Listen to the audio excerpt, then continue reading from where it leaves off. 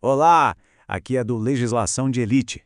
E hoje a gente vai mergulhar fundo nos detalhes que realmente fazem a diferença no Estatuto do Desarmamento, a Lei 10.826 de 2003. O nosso foco? Aquilo que as bancas adoram cobrar. Olha, essa pergunta é um clássico de concurso, né? E é aqui que muita gente boa escorrega. Mas pode ficar tranquilo. Ao final desta nossa análise, essa confusão toda vai desaparecer e a resposta vai estar na ponta da língua. Então, o que a gente vai ver hoje? Primeiro, os conceitos essenciais da lei. Depois, a gente parte para a divisão de competências, analisa os tipos de porte, dá uma olhada nas regras de comércio e o gran finale, as pegadinhas de concurso. Bora começar?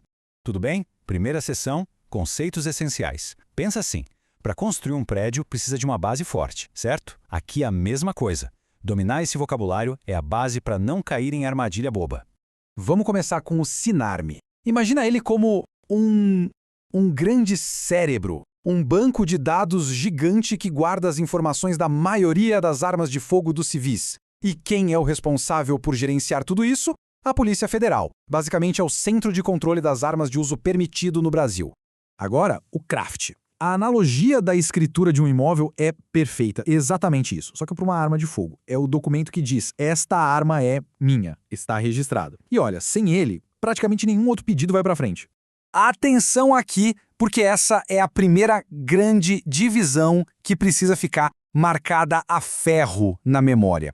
Quando a gente fala de CACs, colecionadores, atiradores e caçadores, a gente muda de balcão. A responsabilidade não é da Polícia Federal, é do Comando do Exército.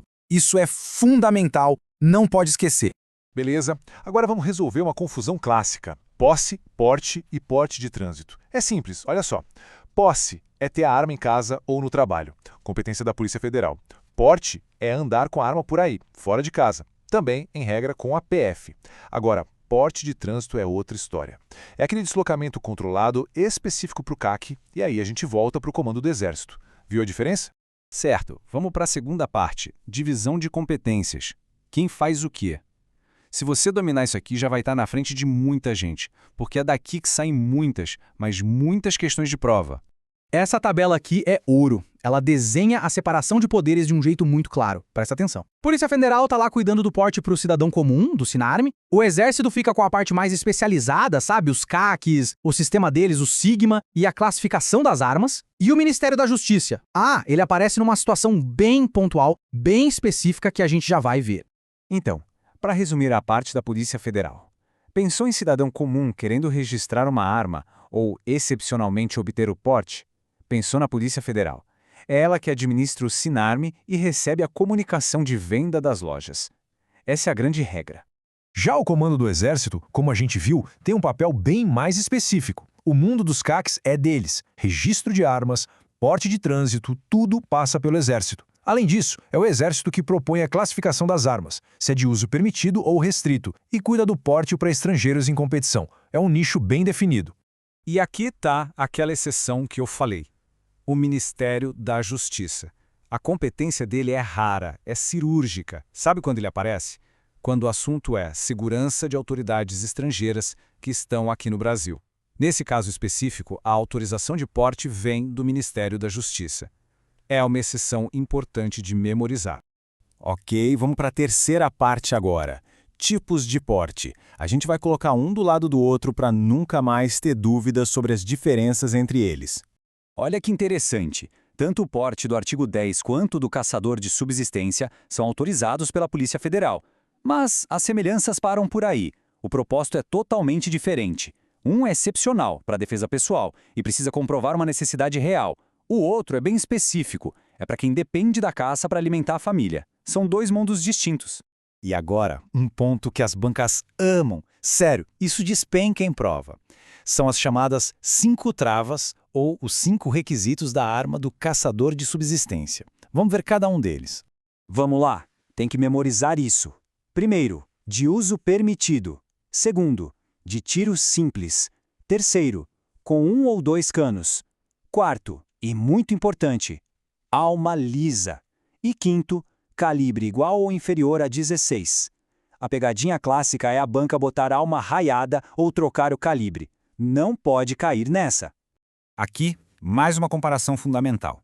O CAC, com seu porte de trânsito, está ligado a uma atividade esportiva ou de coleção e quem regula é o Exército. Já o caçador de subsistência, a finalidade é outra, é social, é alimentar a família. Isso está previsto diretamente na lei, no Estatuto do Desarmamento e quem cuida é a Polícia Federal. São regimes e finalidades completamente diferentes. Beleza, vamos avançar. Seção 4. Comércio, registro e casos específicos. Agora a gente vai ver como a lei funciona no dia a dia, na prática mesmo. Olha o detalhe que decide questão de prova. Quando uma loja vende uma arma, ela comunica a venda à Polícia Federal. Ela informa o que aconteceu. Agora, se eu quero vender a minha arma para outra pessoa, uma venda entre pessoas físicas, aí não basta comunicar. Eu preciso de uma autorização prévia do Sinarme. A diferença entre comunicar e autorizar é tudo aqui. E voltando rapidinho aos CACs, as regras para o porte de trânsito são bem claras. A competência, a gente já sabe, é do Comando do Exército. O transporte exige uma guia de trânsito e o ponto-chave é este. A arma tem que estar desmuniciada. Ela vai num recipiente próprio, separada da munição. A ideia é transporte seguro e não a arma pronta para o uso. E os estrangeiros, como ficam? Quem autoriza o porte para eles? Bom, a lei é inteligente nisso. Ela separa a responsabilidade dependendo do que o estrangeiro veio fazer no Brasil. E a lógica é bem simples de pegar. Se o estrangeiro é um atirador, veio para uma competição internacional, a finalidade é esportiva. Quem cuida? O Comando do Exército. Agora, se é um agente de segurança de uma autoridade estrangeira, aí a finalidade é proteção oficial. E quem autoriza? O Ministério da Justiça.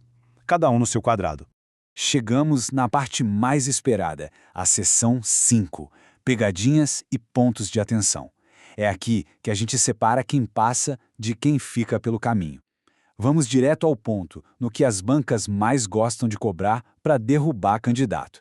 A primeira armadilha, a mais básica de todas, é sobre competência. A banca vai tentar te confundir dizendo que o porte do cidadão comum é do Ministério da Justiça ou do Exército. Errado. A regra geral, o porte do artigo 10, é competência da Polícia Federal. Ponto final. As outras são exceções. Agora uma pegadinha de literalidade, o terror de quem estuda para concurso. O que acontece se o sujeito com porte de arma for pego bêbado, por exemplo? A banca vai colocar que o porte será suspenso ou cassado. Cuidado, a lei usa uma expressão exata. Ela diz que ele perderá automaticamente a eficácia da autorização de porte. Exatamente essa frase que tem que estar na alternativa correta. Perderá automaticamente a eficácia. O automaticamente é a palavra-chave. Significa que o efeito é imediato, de plano direito. Não precisa de mais nada para acontecer. Outra armadilha, sobre a venda particular. A prova vai dizer que para vender uma arma para outra pessoa, basta comunicar à Polícia Federal. Errado de novo. Lembrem da diferença. Empresas comunicam. Pessoas físicas precisam de autorização do Sinarme. É uma etapa anterior. E claro, a armadilha do caçador de subsistência. A banca vai montar uma arma que não existe na lei. Vai dizer que é uma espingarda calibre 28 de alma raiada. Tá tudo errado aí. Tem que ser alma lisa, tiro simples e o calibre igual ou inferior a 16. Eles trocam um detalhe para invalidar a questão toda. E para fechar as armadilhas, a relação entre o porte e o craft. Não existe pedir um porte de arma no vácuo, de forma genérica. O pedido de porte do artigo 10 é sempre para uma arma específica. Aquela que você já tem, que já está registrada no seu nome com o craft. Uma coisa está amarrada na outra. Então, para a gente memorizar de vez os pontos-chave. As 5 travas da arma do caçador. A sanção exata da lei perderá automaticamente a eficácia. A divisão de competência para estrangeiros, competição para o Exército, segurança de autoridade para o Ministério da Justiça. E a diferença crucial na venda, autorização para pessoa física, comunicação para empresa. Dominar isso aqui é garantir pontos preciosos. Isso tudo leva a gente a pensar, né? Com tanta regra e exceção, essa burocracia toda serve mais para controlar ou para confundir? Bom, essa é uma reflexão mais profunda. Para a prova, o que importa é o pragmatismo, saber o que e o quem. Domine essas regras, revise bem essas pegadinhas e a aprovação fica muito mais próxima. Continue nos estudos e a gente se vê na próxima análise aqui do Legislação de Elite.